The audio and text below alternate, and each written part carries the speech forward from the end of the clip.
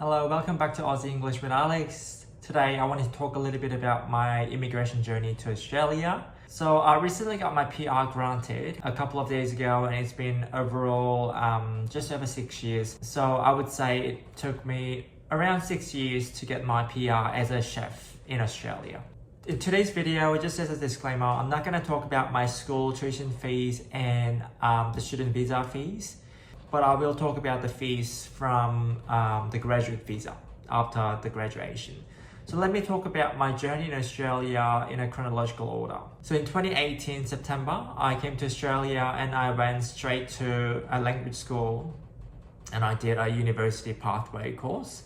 So I studied there for 4 months, and after the graduation around December, and from memory, I think the school began around January or February in 2019. I went to this school called William Anglis to become a chef. At first, I think I just enrolled for the Certificate 3 in commercial cookery because I wanted to see if I would actually enjoy the course. And I really enjoyed the course, and I decided to proceed to Certificate 4 and all the way up to diploma. So the diploma, it was in hospitality management. So I finished my diploma around 2020 December, and from memory I also decided to go for advanced diploma because I knew that I would get longer graduate visa if I accomplish a higher tertiary education. So after that, I decided to go to another school because William Anglis was a little bit pricey. So I went to a school called Academia Institute, and I studied there for another 9 months for the advanced diploma. So that was all my school history in Australia. And let me talk a little bit about my job experience. So in 2019, around November, I got my very first job as a chef. It was a very small cafe in a suburb called North Melbourne. I worked there for about a year and a half, and I was lucky enough to be promoted all the way up to head chef. But as we all know already, around 2020, the disastrous pandemic happened out of nowhere, and I believe Victoria went into the longest lockdown out of all the other states in Australia. It was a very hard period for all of us. And my workplace also reduced the operating hours due to the COVID and reduced amount of customers and tightening regulations. So the business turned into a takeaway only services. And around 2021, things got a little bit better. And I decided to leave the small cafe in North Melbourne, and I went to get a new job around June in 2021. Also in 2021, I graduated from Academia Institute, graduating in the advanced diploma in hospitality. So from 2019 to 2020, I attended the school William Anglis, studying Certificate 3 and 4 and diploma in hospitality management and cookery. And in 2021, I went to the school Academia Institute to study advanced diploma in hospitality management. And around July in 2021. Also in 2021, I applied for the Job Ready program. So I started my stage 1 around July 2021, and it cost me $200. And in the very same year, October, I applied for the graduate visa 485, and it cost me around $1,700. When it comes to the Job Ready program in 2022, I was managed to go on to stage 2 around April, and the fee was $450. And surprise, surprise, I had to wait for my graduate visa grant for over a year.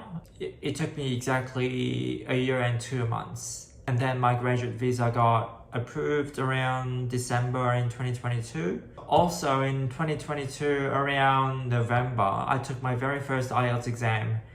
And the score was pretty high, but it wasn't as high as I thought it was going to be, and learned that the area that I really needed to work on was the writing. So I stayed focused on improving my English skills, and around February 2023, I was able to submit my application for stage 3, which was the Job Ready program work assessment. And that cost me the most out of the Job Ready program fees. It cost me $2,540. And in the same year, May, my work assessment was successful and I was able to put in for stage 4, which only cost me $75.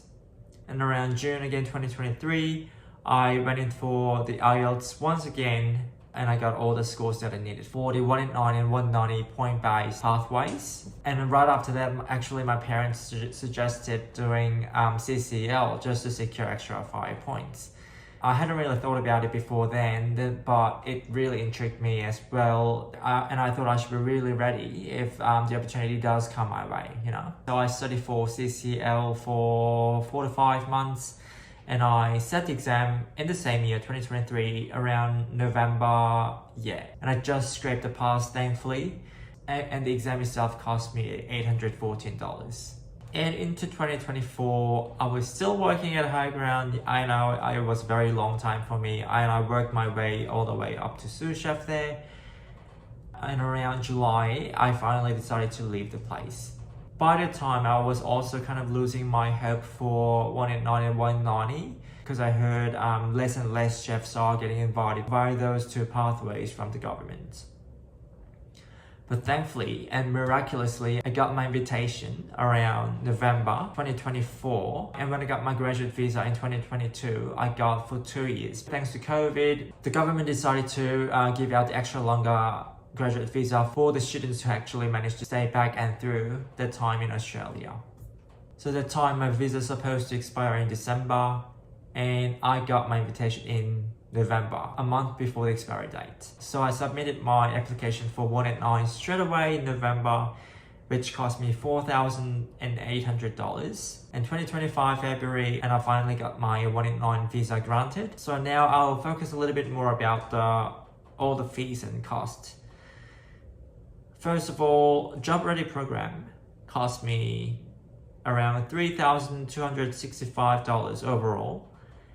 And it took me around just less than a year and a half to finish the entire program. And graduate visa cost me $1,700. 189 visa cost me $4,813. And CCL cost me $814. And IELTS I took 2 times, which cost me around $680. I know IELTS, they always increase their pricing each year. So I'm not sure how much it is now, but overall, it cost me just over $11,000 to become a permanent resident. But once again, this amount doesn't include all the school tuition fees and the student visas before graduate visa. And I also had a lawyer who helped me immensely throughout the entire course of my journey. So big thanks to my lawyer, Hamjun Kim. If anyone wants some information about the lawyer, please DM me. I'll send out the details for you, as long as the lawyer says okay. So that's it for today's video. I hope the summary of my journey helps your journey in the future. And if you have any questions, please let me know down below in the comment section, and I'll see you in the next video. Ciao!